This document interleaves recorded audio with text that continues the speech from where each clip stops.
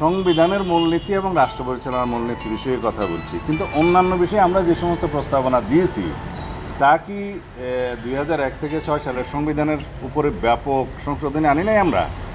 আমরা উপরাষ্ট্রপতির প্রস্তাব করেছি, ডেপুটি প্রাইম মিনিস্টারের প্রচলন করেছি, উভয় কক্ষে ডেপুটি স্পিকারের বিরোধী দল থেকে নিয়ে আসার প্রস্তাব করেছি, আমরা দ্বিকক্ষ বিশিষ্ট পার্লামেন্টের প্রস্তাব করেছি, আমরা রাষ্ট্রপতি এবং প্রধানমন্ত্রীর ক্ষমতার ভারসাম্যের প্রস্তাব করেছি, নতুন করে রাষ্ট্রপতির হাতে কিছু ক্ষমতা দেওয়ার প্রস্তাব করেছি, আমরা 50 আসন থেকে মহিলা আসন 100 উন্নীত করার প্রস্তাব করেছি।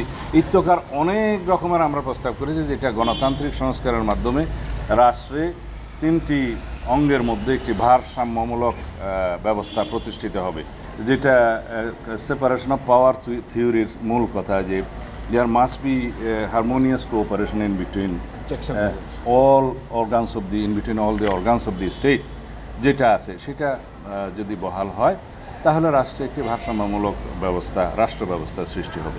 এটা ছিল আমাদের মূল কথা, এবং সেই লক্ষ্যে আমরা বহু প্রস্তাব দিয়েছি।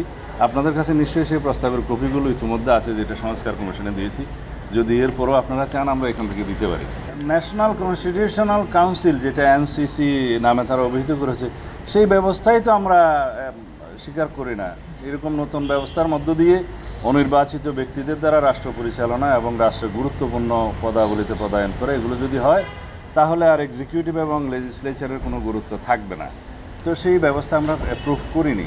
আর এনসিসির মাধ্যমে জরুরি অবস্থা প্রবর্তনের জন্য যে কথাটা বলেছেন, সেটা একে তো এনসিসি আমরা মানি না, দ্বিতীয় হচ্ছে জরুরি অবস্থা জারির সময়ে তারা যে প্রস্তাব করেছে যে মানুষের যে সমস্ত মৌলিক অধিকারগুলো স্থগিত থাকে, এগুলো স্থগিত থাকবে না, তারা রিড করতে পারবে, অন্যান্য বিষয়ে মৌলিক অধিকারগুলো থাকবে। তো জরুরি অবস্থার মানে কি?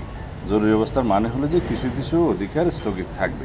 তো সেই জন্য আমরা বলেছি এটা বোধহয় বাস্তবায়নক নয়, সেই বিষয়ে আমরা একমত হতে পারলাম না। মাননীয় প্রধান উপদেষ্টার কাছে সুনির্দিষ্টভাবে আগামী জাতীয় সংসদ নির্বাচনের জন্য ডিসেম্বরের আগে একটা রুটম্যাপ অবশ্যই আমরা চাইব, যাতে উনি ক্লিয়ারলি জাতির সামনে যথাযথ প্রক্রিয়ায় উপস্থাপন করেন, যাতে জাতির মধ্যে যে একটা অনিশ্চিত অস্থিরতা ভাব আছে এবং রাজনীতির মধ্যে একটা স্থিতিশীলতা আসে, অর্থনৈতিক কর্মকাণ্ডে যাতে একটা গতিশীলতা আসে, সেগুলো লক্ষ্য রেখে আমরা বলবো যে এটা যথেষ্ট সময়। তার আগে নির্বাচন কমিশনের সাথে আমরা আলোচনা করেছি, তারা জুনের মধ্যে সমস্ত প্রিপারেশন সমাপ্ত করতে পারবে, এবং মাননীয় প্রধান উপদেষ্টা ইতিপূর্বেও আমাদেরকে আশ্বস্ত করেছেন যে ডিসেম্বরের মধ্যে নির্বাচন দেওয়ার জন্য ওনারা সমস্ত কর্মকাণ্ড পরিচালনা করছে। যেহেতু বিভিন্ন বিষয়ে বিভিন্ন পক্ষের বক্তব্যে একটা ধোঁয়াশা সৃষ্টি হয়েছে, সেটা পরিষ্কার করার জন্য আমরা ওনার কাছে আহ্বান জানাবো।